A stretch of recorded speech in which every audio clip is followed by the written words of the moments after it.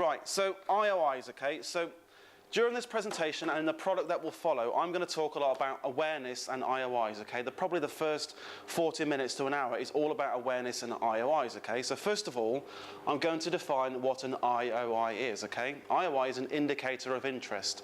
It's a sign that a girl is interested in you, okay? So you might have read in the old literature, the Old Testament, you know, the mystery method, all of 8 years old, and you will have a particular perception of what an IOI is and how it all works and that. So in the mystery method, it said you would wait for 3 IOIs before you're doing anything. I remember a section in the game where it says that. It says, what I do is I wait for 3 IOIs before I do anything, okay? So my method is different. My view is different on how this is handled, okay? And I'll go into a lot more detail about IOIs and awareness. But basically it differs in 2 main ways from that perception of waiting for 3 IOIs, okay? The first is you don't wait for an IOI, okay? You actually proactively force one out, okay, of the woman by doing various outlandish and zany things that I'll go into later. There are things that you can do to force a reaction from a woman if she's in any way or shape or form predisposed to liking you and wanting to go to bed, okay? That's the main difference, number 1. The second main difference is I would never say you would wait for 3 IOIs before you do anything. In fact, I would say that you don't even have to wait for 1. You try and force one out, and you go in and you approach hard and fast, and you create sexual tension immediately with the assumption of 1 IOI that she wants to fuck you, okay? Not that you're waiting for 3 and she might, but 1 and she does, okay? That's the main difference. So it's a reality difference and it's a mindset difference to approaching off an IOI to what you might have read before, okay? So those are the 2 main differences. So I just wanted to define that before we started, okay? The aim of this presentation today is to, and the product that follows, is to introduce things that you can do immediately to improve your efficiency with women, okay? So you might have heard the word efficiency before in like a business context or like SLAs and KPIs, you know, key performance indicators. I'm not talking about that. When I say efficiency, I mean just your ability to pick up and fuck hot women. That's what I'm talking about, not efficiency in like a business sense or anything like that, okay? So I'll try to make this presentation and the product as practical as possible. So it will be focusing on techniques, so it's things that you do, ways that you relate to women, and mindsets, okay? So mindset as in what you're thinking when you're doing this, or the reality that you inhabit, okay? The way that you perceive the world, the reality that you inhabit, okay? When I talk about mindset and realities, I will again try to make it practical. So there are exercises that you're doing to improve your mindset, okay? Now when I say improve your mindset, I mean to start to get you to see the world through the eyes of a guy who gets it, okay? The eyes of a guy who's part of the secret society, okay? So if you imagine a triangle like this, and there's a tranche at the top 10%, this is the guys that are in the secret societies, okay? This is the guys that fuck the majority of the women, okay? And actually, there's a good argument to suggest that feminism itself, far from its purported aims, has actually given these guys at the top access to the vast majority of women where in a way that it never used to have, okay? Now, I don't go into the social elements, and that's all I will say, but there's the argument, okay? So the guys at the top, the guys in the secret society, fuck most of the women, and unfortunately, the guys underneath get shit. They don't get many, or they get like the leftovers, that kind of thing. So I guess what I'm saying is or have been part of the secret society for a long time, so potentially I view the world differently. My reality is different to most guys, and I'm going to try and give you practical ways to start to see the world through the eyes that I do vis-a-vis women and dating, okay? That's what I'm going to try and do. So the secret society, so this is men who spot subtle signals off women, or IOIs, okay? They're not always subtle. I would say, you know, I would see an IOI and it'd be very strong, but to another guy it'd be very subtle, okay? So I'm going to show you a video of an IOI later. Now to me it's a very strong one, okay? But I've actually put this on forums and some guys have said, well, that's really subtle, it doesn't mean jack shit. Wrong, it does, okay? So other people view these signs as subtle. They don't even see anything at all, okay? A guy that's a member of the secret society views them differently and knows what they mean, okay? Not only that, but when they see them, they think, right, I can fuck that girl, okay? It's a different way of perceiving things. So like I said, the exercises I give you will be trying to draw you into this world, okay? And these guys in the secret society, they know how to read situations and tailor those situations almost like magic, you know, and know how to steer everything to take the woman to bed in most situations, okay? So if I was to explain this in like a sports terminology, it's a bit like the Michael Schumacher of game almost. So not Michael Schumacher now, like dead or in a coma, not that guy, but the guy when he was winning all the races, okay, that kind of thing. So it's winning races where you were never supposed to win. And in this context, it's taking women to bed in a way that you never thought was possible, having experiences that you never believed were possible before. And I know that some of you have been on boot camps with me and have done things since that boot camp that you'd never done before. I've got emails about it, so I know that this works, okay? So this is kind of what we're talking about, okay?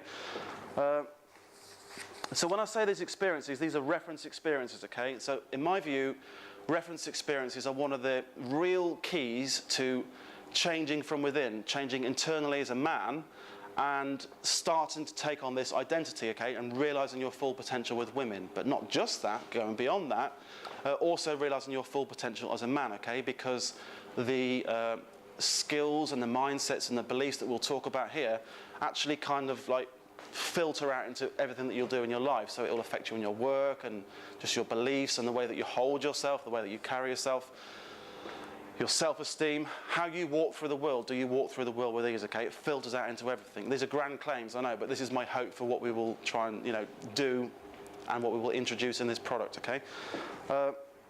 So reference experiences, these are very important because I think it's almost impossible to intellectualize yourself to success with women, okay? I try and liken it to intellectualizing yourself to reading a book and thinking, right, now I'm going to go and play tennis with Roger Federer, okay? It's impossible, okay?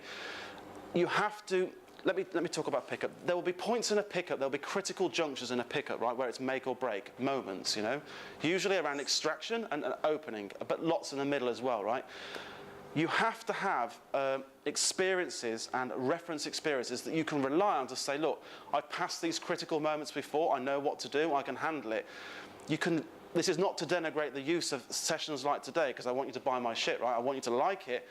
It's just that you can't just come along today and think, right, it's done, okay? You have to take this action as well. So you have to take these reference experiences. So everything I talk about today, the exercises that I give you were designed for you to go and do stuff, have these reference experiences, and then the beliefs that are in your head are based on table legs, you know?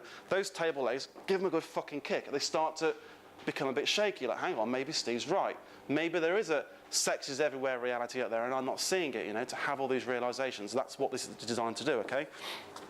So I'll give you exercises, hopefully, to change your perceptions and force you into situations where you will be confronted and will start to pick up on these, you know, new and empowering reference experiences, okay? So everything I talk about today is stuff that I've done myself, okay? It would be intellectually dishonest for me and I would feel very uncomfortable blue skying it and talking about shit that I don't know, okay? I never do that. That's why, well, I don't talk about anything apart from women, right? I don't know anything else, right? That's all I ever do. That's just occurred to me, right? So that's why that's happening, right? So,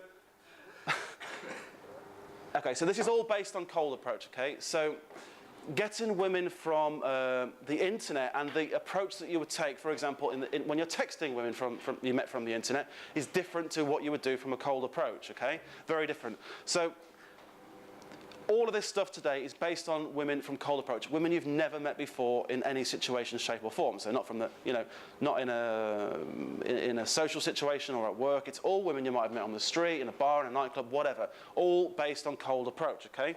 But the good thing is that the very qualities that you learn to be successful in cold approach and to fuck women from cold approach apply generally as a man in any situation in which you might meet women, okay? Maybe you're religious and go to church. I doubt it, but maybe you do, right?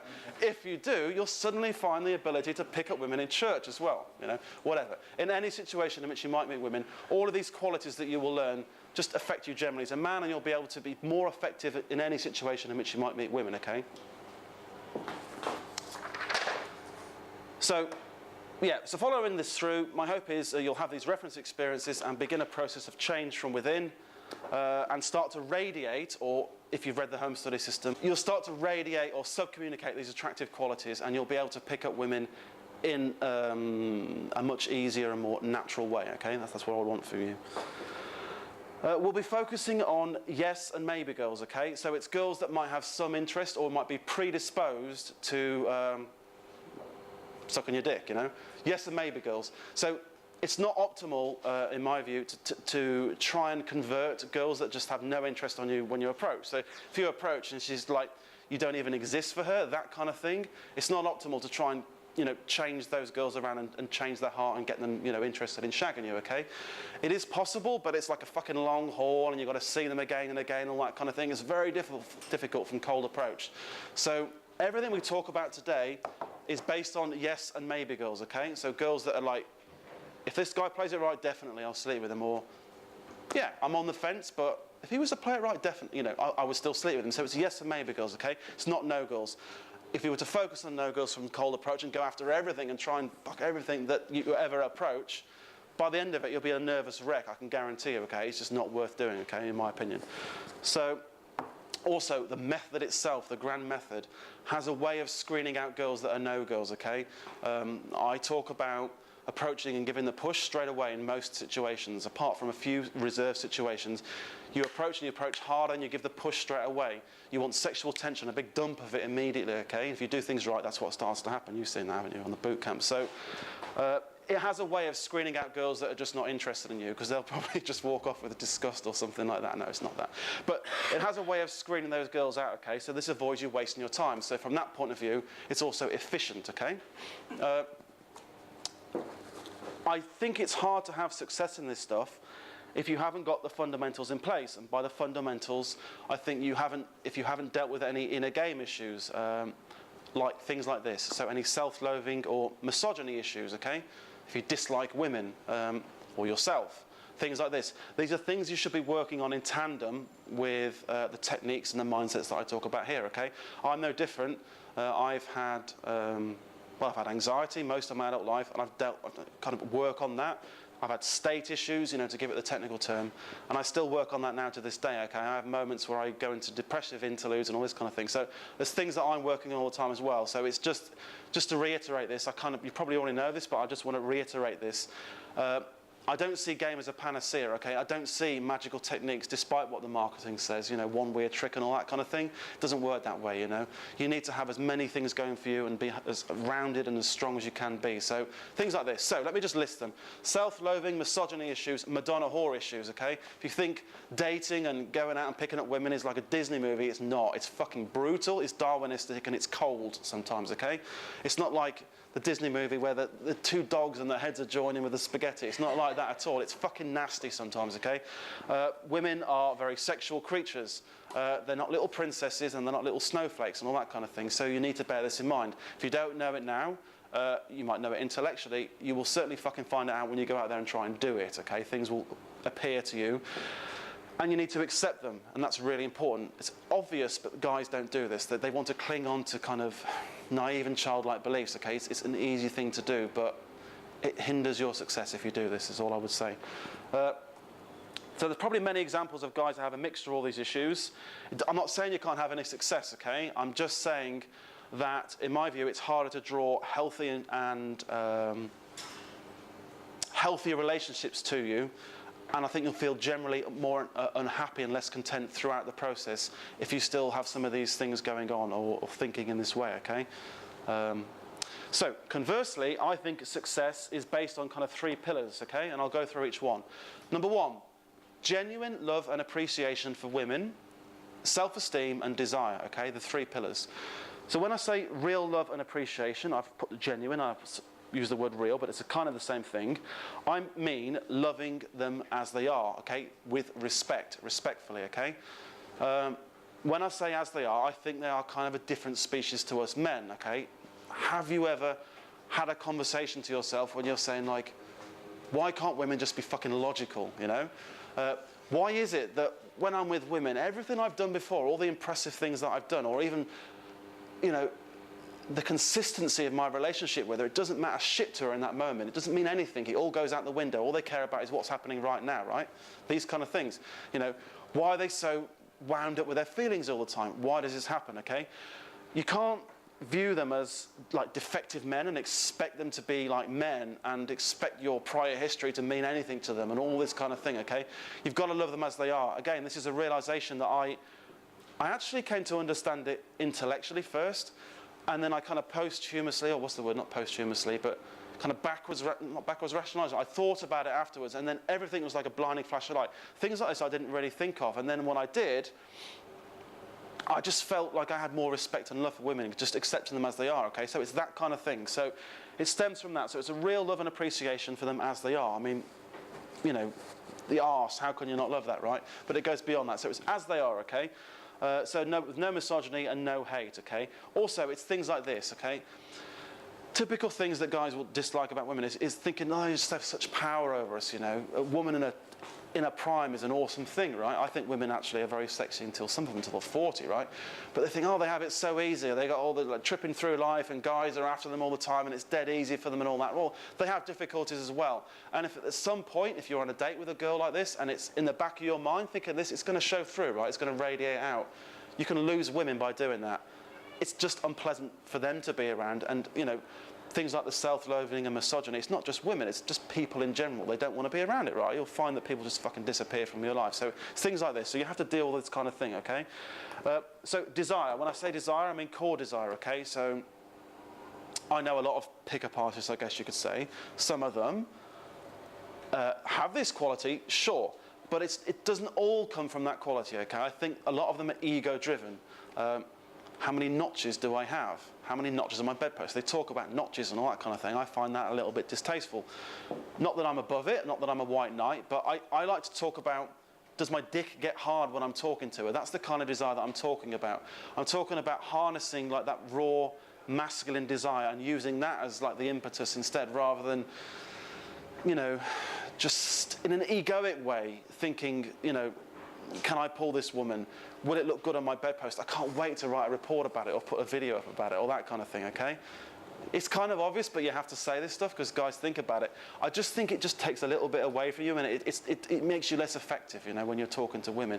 And they pick up on things on this. They find out afterwards that I've had situations where I've, you know, fucked women. The one in Poland, and she found out afterwards about my website, and done, gone, you know? A shame, because she was nice, you know? She didn't know at the time. But if they pick up these little inklings, this is the kind of thing that will send them wriggling off the hook, you know, this kind of thing, okay? And self-esteem. So self-esteem, the third pillar, is just kind of feeling good about yourself, and more importantly, this is not the definition of self-esteem, but what we're talking about is becoming and feeling more entitled to hot women, okay? Entitled. So that when you go and approach them, I think it boils down to this. When you feel entitled to a hot woman on a core level, you feel that you're worthy of her, okay? That's what I'm talking about. So that's the three pillars, okay? So you might be thinking to yourself, listening to me waffle on, thinking, well, I know guys that have nothing going for them and they're fucking skinny, I don't know, or whatever, and they're useless and they have low self-esteem and they treat girls like shit. I can guarantee you those guys will have a lot of powerful mindset qualities, okay? Now, I wasn't born with these powerful mindset qualities that those guys had, okay?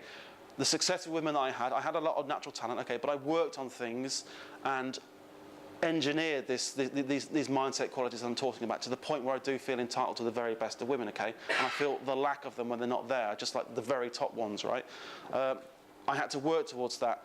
So if you follow the journey that I've been through and do it in the way that I do, my hope for you is that you will take on or inculcate all these powerful mindset qualities that I'm talking about, with minus all the shit that these guys that have it, okay? It comes from a healthier place. And your relationships, I would hope, would be, you know, more healthier and more like the Disney movies than it would be with these guys, you know. Less of the self-loathing and all that kind of thing. That's what I would hope for you, because it's a journey that I went through, and I just naturally kind of tried to kick all that to the wayside, you know, because I wasn't born with it. So I was going to say, you're talking about misogyny, and obviously that seems reasonable, because if you hate women, how can you possibly attract women? But in that moment when you're in the club and you approach a hot girl and she's giving you the attitude and she's giving you the brush off effectively, in that one instance, in that one moment, there must be a feeling within you. You can't be thinking, oh man, I love this woman. So I think of misogyny as, it's like a newscast, isn't it? Yeah. And today. No, I think of misogyny as a general hatred, a general dislike of women is like an overarching thing, okay? That's how I think of it. I would say that that's qualitatively different to having a prick of ego in real time and thinking, bitch, blew me out, you know? Yeah. It's different, okay? So I'm talking about generally loving women as they are versus generally hating women as they are, okay? It's kind of accepting them and, you know, just like in a very pure way, just looking at them thinking, fuck, I want to fuck that. And really not, you know, from that perspective, from a kind of core sexual desire perspective rather than an egoic and, you know, in the background thinking, oh, I don't particularly like them and jealous of their power over you and that kind of thing. So there's that. So that's the core difference between misogyny and a guy that just loves women, okay? It's not that they can't do any wrong. It's not that you won't have moments where you're pissed off with a particular girl in a particular situation and all that. Yeah. But, you know, when you go out and do this stuff, one of the things that you have to appreciate as well is that every dude gets rejected, like it happens all the time. In fact, you'll be rejected the majority of the time, okay? But you will also learn that a rejection in that moment in time, in and of itself, doesn't mean a lot. It doesn't always actually mean no, you know? You can go back to the same girl later on and do something different, or something might have happened. We'll talk about that later. You know, you might have some more social proof or whatever, specifically in nightclubs. And that same girl that blew you off will suddenly be like all over you, you know? So there's that as well. So that's the realization. And just the realization that, you know, we all get fucking blown out, right? It's just part of life. That's it. So those are the main differences, you know? So that's it, really. I mean, it doesn't really bother me too much if I get blown out. I mean, if I get blown out 100 times in a row, I'll start to think, what the fuck's Sam doing? You know, I'd be a bit worried. But it would come from a position of myself, self-evaluation rather than hating women, you know? Look, you can tell someone that's misogynistic, right? You can tell it, right? I mean, I can tell it, right? You can look for it. You can tell someone that doesn't like themselves, right? It becomes obvious to you. It doesn't take long either. If you're quite perceptive, you can tell this, okay? That's what the point I'm making, you know? Yeah. If you've got these kind of issues, then you need to get to work on them, you know? Yeah? So shall I carry on?